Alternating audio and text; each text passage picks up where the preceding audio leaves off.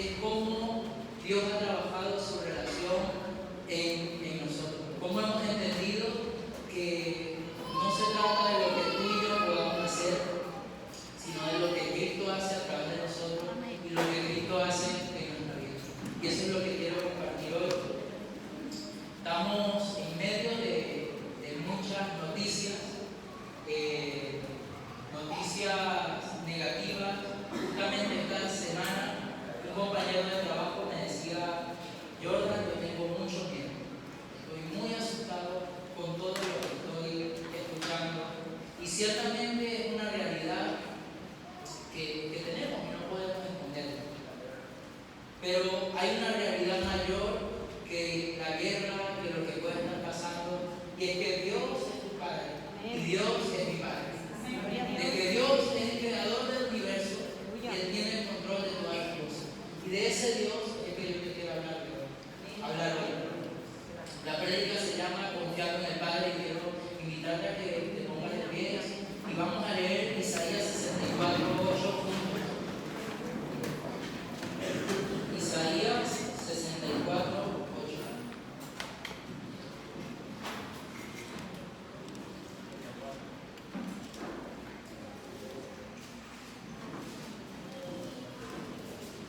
¿Lo tenemos? Dice: ahora pues, Jehová, tú eres nuestro Padre, nosotros barro, y tú el que nos formaste. Así que obra de tu mano somos todos nosotros. Y en esta versión que me gusta mucho,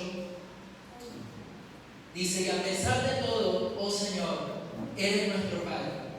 Nosotros somos el barro y tú el alfarero. Todos somos formados por tu mano.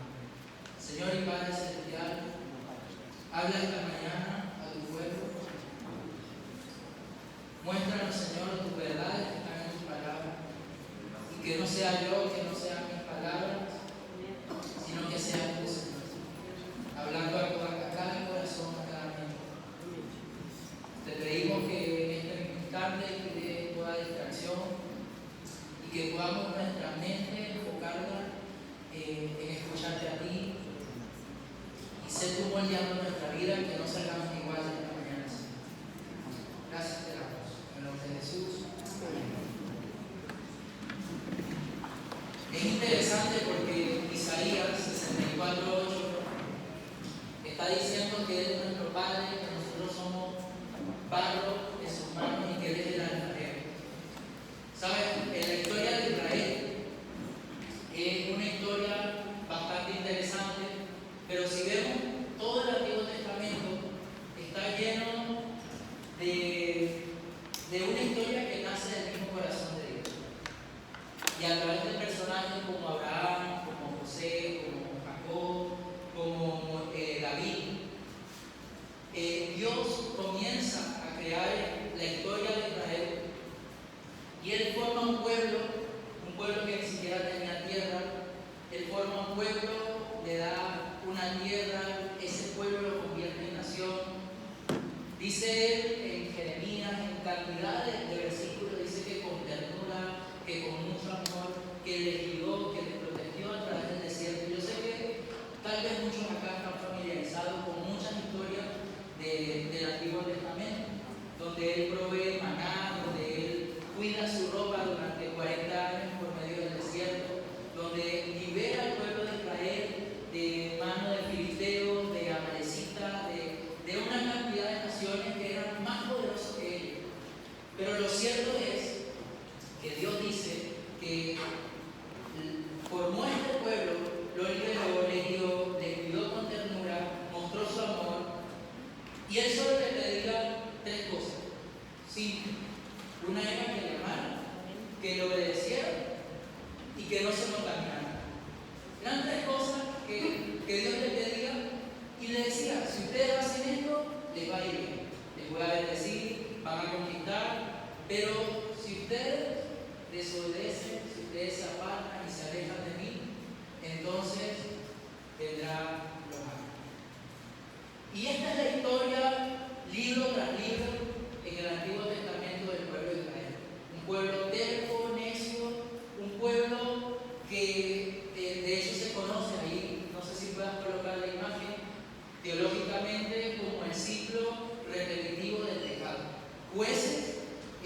impresionante porque es un libro donde nos relata historia tras historia, cómo el pueblo de Israel, que dice, Israel sirve al Señor, no sé si lo leen todo. Luego Israel cae en pecado, en idolatría, Israel es esclavizado, luego Israel clama al Señor, Dios levanta un juez, un profeta, una persona del pueblo para que hiciera volver su corazón a Dios. Y por último, Israel es liberado y otra vez Israel servía a Dios por un tiempo de paz, pero al tiempo era un ciclo sin fin. Y cada vez el pecado, la maldad entre ellos era peor. Explico todo esto porque 1 Corintios 10, 11 al 12 dice que estas cosas sucedieron a ellos como ejemplo para nosotros. Se pusieron por escrito para que nos sirvieran de advertencia a los que vivimos en el fin de los tiempos. Si ustedes piensan que están firmes, tengan cuidado de no caer. Y yo no sé si soy el único, pero cuando yo era pequeño y escuchaba esta historia, yo decía, qué tonto este pueblo, qué necio este pueblo, que Dios muestra su obra, le sana, le libera, le bendice, y con el tiempo se olvidaban y se apartaban de Dios. Pero ¿sabe qué? Hoy veo mi vida y puede ser mucho del pueblo de Israel, donde Dios con amor me guía, me cuida, me enseña, y muchas de las veces voy queriendo hacer otra cosa que es lo que el Padre me ha dicho, me ha enseñado.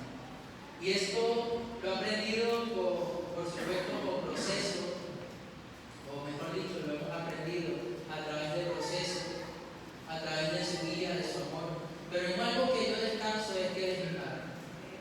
Y esto no me da una libertad para pecar, sino que descanso en su amor, descanso en su cuidado, en su misericordia, y que Él no se da por vencido con nosotros. Amén. Ahora bien, Jesús precisamente vino a solucionar este problema.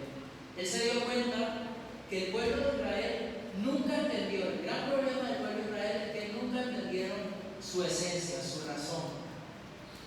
Nunca comprendieron cuál era el propósito por el cual Dios le había escogido a ellos.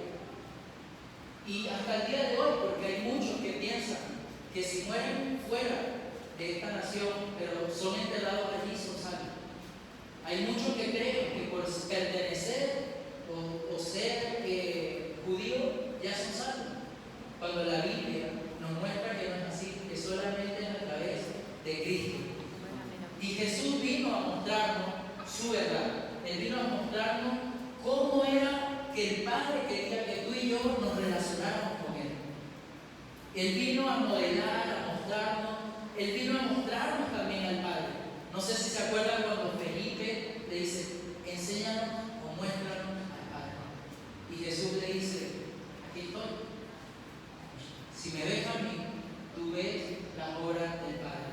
Porque el Hijo no hace nada por su propia cuenta. Todo lo que el Hijo hace es porque lo ha visto del Padre hacer. Entonces, mi intención es que podamos descubrir hoy, como ya he dicho, cómo es ese Padre. Ese Padre que quiere relacionarse con nosotros. Y número uno, quiero hablarte de 6 características de ese Dios como Padre. Número uno es que Dios como Padre provee. No sé si recuerdas cuál es ese nombre que Dios se le da en la palabra. ¿Es Jehová? Jireh, que es Dios proveerá. Ese es uno de los atributos de Dios. Y Él como Padre está dispuesto a proveer. Él tiene esa intención de proveer. Y que tú y yo, sea lo que sea que podamos escuchar en este mundo, en las noticias, en todo, mi confianza y tu confianza debe ser que Dios como Padre, Él está dispuesto a proveer. Dice su palabra, no os afanéis, en Mateo 6, 31, 33. No os afanéis, pues diciendo, ¿qué comeremos?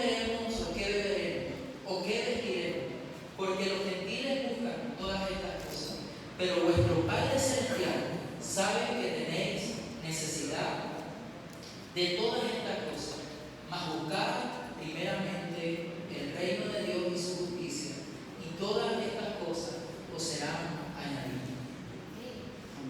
Una de las cosas que Dios en todo este tiempo ha procesado precisamente es que yo como hombre pueda entender que el que provee para mi casa no soy yo, es Dios, es el Padre.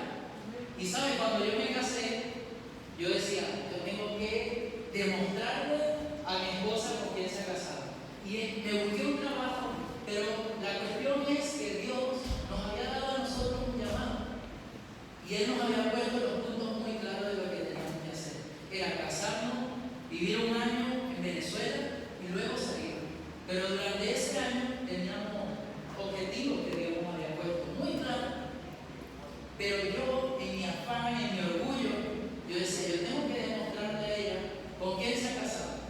Y me acuerdo que buscamos un trabajo, lo encontramos, comenzamos 3 días, duré ese trabajo.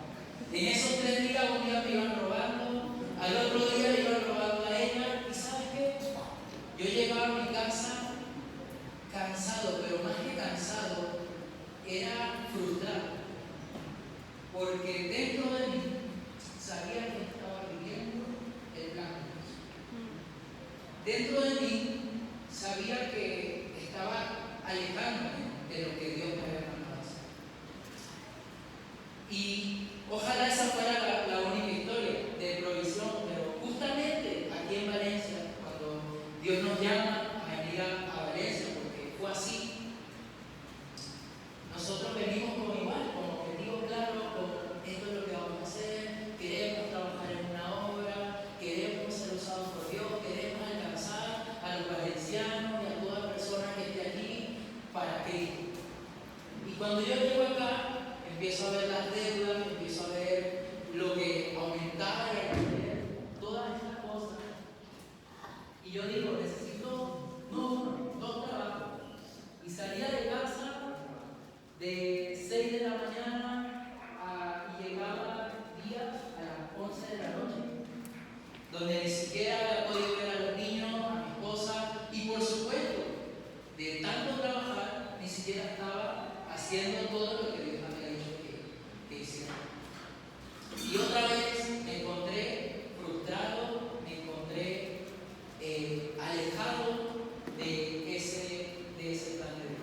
Pero como lo he dicho al principio, Dios, que es mi Padre, que es nuestro Padre, Él nos ama. Y Él no solamente te hace un llamado, sino que como ese buen Padre va contigo allí a tu lado, guiándote, disciplinando cuando es necesario. Y eso fue lo que pasó. Yo recuerdo una vez que iba de un trabajo a otro en la bicicleta y Dios comenzó a hablar a mi corazón. Y en la bicicleta ahí mismo comencé a llorar. Porque solamente lo que escuchaba era descansa en mí. Amén. Descansa en mí. Yo soy tu provisión. Amén. Tú no eres el que provee. Y te digo algo, hoy por hoy ganamos mucho de lo mucho menos de lo que se ganaba en ese tiempo, pero somos más felices. Amén. Gloria a Dios. Ahora tenemos paz. Amén. Ahora podemos ver el Espíritu Santo, escuchar su voz, podemos hacer su obra. Y entendimos que Dios es el que nos provee. Otra característica es que Dios protege. Salmo 91, 1 al 2 dice: el que habita al abrigo del Altísimo morará bajo la sombra del Todopoderoso. Diré yo al Señor, refugio mío y castillo mío, mi Dios en quien confío. Salmo 121, 7 al 8 dice: el Señor te protegerá de todo mal, Él protegerá tu vida, el Señor te protegerá en todos tus caminos, ahora y siempre. Amén. Qué interesante que dice que Él no te guardará en algunos caminos, dice en todos tus caminos. Y no dice por la noche o por la mañana o cuando estás en la iglesia, dice en todo tiempo, ahora y siempre. Y estas son verdades, iglesia, que yo lo estoy diciendo, pero son bien verdades que tú y yo tenemos que entenderlas, llevarlas a nuestro corazón y vivir en estas verdades. Salmo 23:4 dice: aunque pase por el valle de sombra de muerte, ¿qué dice? No temeré, porque el Señor estará con nosotros. Otra característica que hace el Padre, número 3, es que Él afirma identidad. Y aquí sí me gustaría que me acompañaran en Mateo 3:17.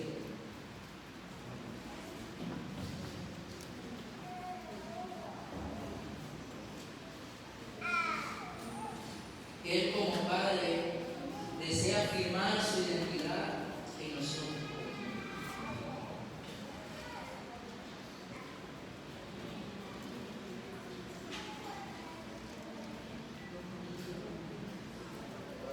Esto sucede cuando Jesús está en el bautizo. Dice el 17, vamos a leer desde el 16, dice: después del bautismo, mientras Jesús salía del agua, los cielos se abrieron y vio al Espíritu de Dios que descendía sobre él como una paloma. Y una voz dijo desde el cielo: este es mi Hijo amado, quien me da un gran gozo. Y sabes, aquí hay una gran verdad para nuestra vida. Jesús, en este tiempo, Él no había hecho ningún milagro, no había hecho ninguna obra de sanidad, no había dado un discurso o una predicación, no tenía multitudes aún que le seguían. Y Dios le estaba diciendo, el Padre le estaba diciendo: este es mi Hijo amado, quien me agrada, en quien yo me complazco. Y aquí hay una verdad, y es que el Padre se agrada en ti por quien eres tú, no por lo que tú puedas hacer. La misma Biblia dice que tu obra o mi obra, si intentamos alcanzar el favor de Dios, son como trapos de inmundicia. Y lo que el Padre desea es que tú y yo podamos disfrutar de esa relación plena con Él. Que si tú y yo le agradamos es porque estamos buscando de Él, porque estamos escuchando su palabra, porque oramos, y no por miles de obras que podamos hacer, que no es que no sean importantes, pero sí creo que las obras son consecuencias de nuestro ser. Si tú y yo somos, vamos a hacer. En cambio, si hacemos lo contrario, podemos caer en hipocresía. Hacemos, y como dice también en la palabra, al final de los tiempos, muchos vendrán y dirán: Señor, en tu nombre hicimos milagros, en tu nombre profetizamos, en tu nombre hicimos muchas cosas. Y Dios lo que le dice es: apartado de mí, no les conozco.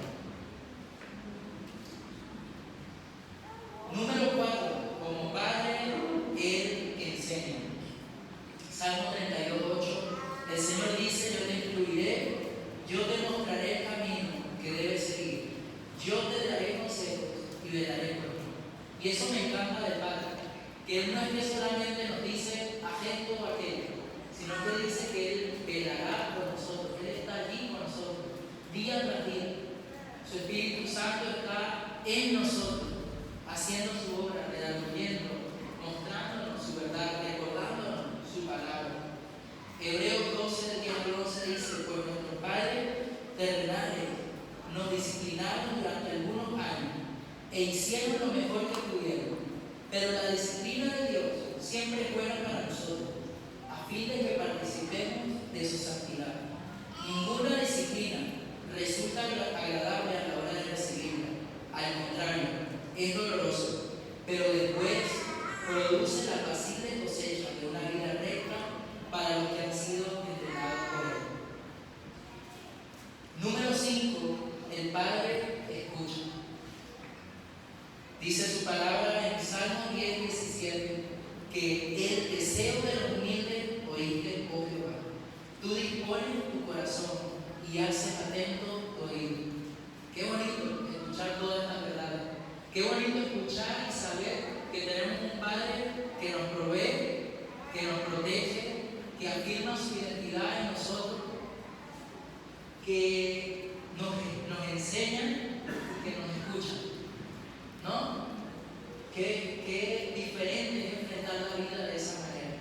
Y por último, Juan 15:16 dice: ya no os llamaré siervo, porque el siervo no sabe lo que hace su Señor, pero os he llamado amigos, porque todas las cosas que oí de mi Padre os las he dado a conocer.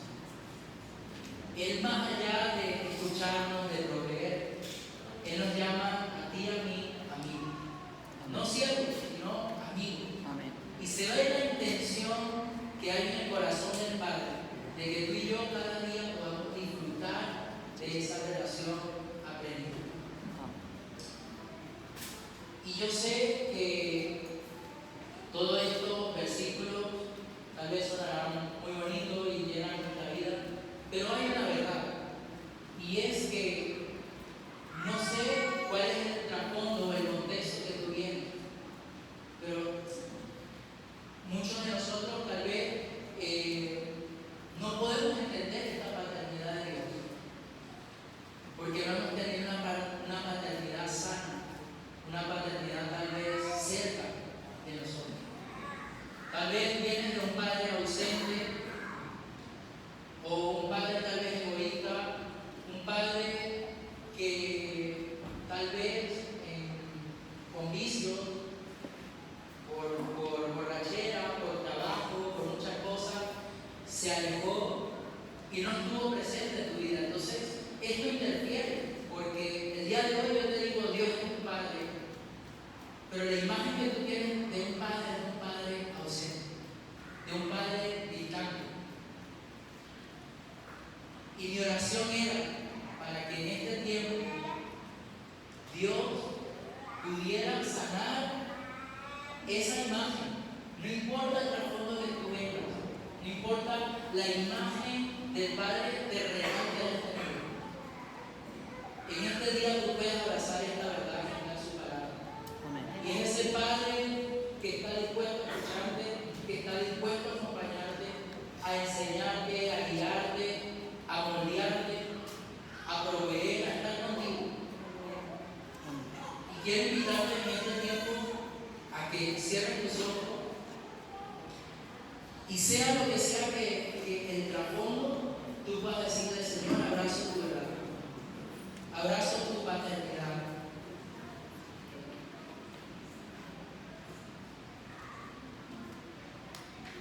Señor, en este tiempo reconozco que tú eres mi Padre, Padre bueno, un Padre que me enseña, que me modela, que habla mi corazón, que no se rinde, un Padre amoroso, lento para la ira, un Padre que me quiere enseñar.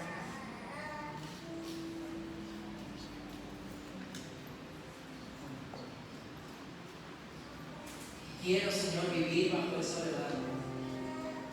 No importa el trasfondo, Señor, que haya tenido, hoy decido soltar y vivir en libertad, abrazar, Señor, tu imagen como Padre.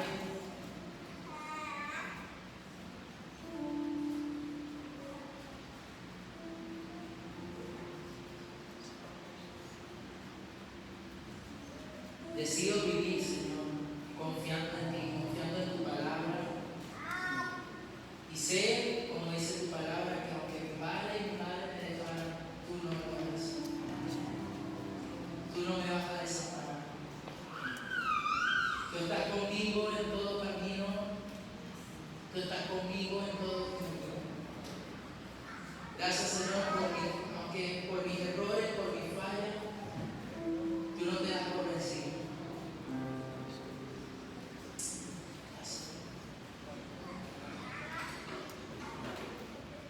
Me falta un poquitito. Hay una verdad, y es que Dios es nuestro Padre. Pero hay un deber que nosotros también tenemos, y una identidad que nosotros tenemos que abrazar, y es que nosotros somos sus hijos. Y hay 5 cosas que nosotros tenemos que intentar como hijos de Él, vivir cada día. Número uno es imitar al Padre. Dice 1 Juan 2:6 que el que dice que permanece en Él debe vivir o andar como Él andó. El Hijo se parece al Padre. Mira, yo veo a Aarón y veo cosas de José. El Hijo debe parecerse al Padre. Tú y yo, si decimos que somos sus hijos, su vida debe estar reflejada en nosotros, sea en el lugar donde sea que estemos. Y el Padre, ¿sabes qué dice la Biblia? Que el Padre es amor. Amén. Si tú y yo vivimos como hijos, tenemos que vivir en amor. Su palabra dice: en esto hemos conocido el amor, en que Él puso su vida por nosotros. También nosotros debemos poner nuestra vida por nuestros hermanos. Tenemos que vivir el amor. Tenemos que reflejar ese amor. La Biblia también dice que en 1 Pedro 1:15-16 que Dios es santo. Y se nos da un mandato, dice: sean santos porque yo soy santo. Si el Padre vive en santidad, le rodea santidad, tú y yo tenemos que caminar y vivir en santidad. Romanos 12:1-2 nos dice cómo. Dice: por lo tanto, hermanos, tomando en cuenta la misericordia de Dios, les ruego que cada uno de ustedes, en adoración espiritual, ofrezca su cuerpo como sacrificio vivo, santo y agradable a Dios. No se amolden al mundo actual, sino sean transformados mediante la renovación de su mente. En otras palabras, cambien la forma de pensar. Cambien la forma de pensar para que puedan tener resultados diferentes. Llenen su mente con la palabra de Cristo para que su vida pueda mostrar la obra de Cristo. Y dice al final: así podrán comprobar cuál es la voluntad de Dios, buena, agradable y perfecta. El problema tuyo y mío es que queremos vivir sin esto. Y cuando no nos damos cuenta, estamos lanzando piedras a cualquier lado. Estamos viviendo por vivir. Y lo que aquí nos está diciendo es que si tú y yo vivimos en santidad, si cambiamos nuestra forma de pensar, vamos a comprobar su buena voluntad, que es agradable, que es buena y que es perfecta. Y por último, y lo he querido dejar por último no porque sea lo menos importante, sino para que se nos quede vivir lleno del Espíritu Santo. Nada de todo lo que he dicho es imposible si no vivimos llenos del Espíritu Santo. Dice la palabra: no os embriaguéis con vino, más bien sed llenos del Espíritu. Y lo que nos quiere decir este texto es que así como cuando una persona consume licor y llega a un grado que ese licor mueve sus acciones, mueve su pensamiento, está bajo esa influencia. Lo que nos quiere decir este texto es que así nosotros deberíamos caminar, pero no llenos de licor, sino llenos del Espíritu Santo. Que si yo voy para este lado es porque el Padre me ha dicho que vaya para este lado. Que mi acción refleja o lo que pienso, lo que digo, todo está bajo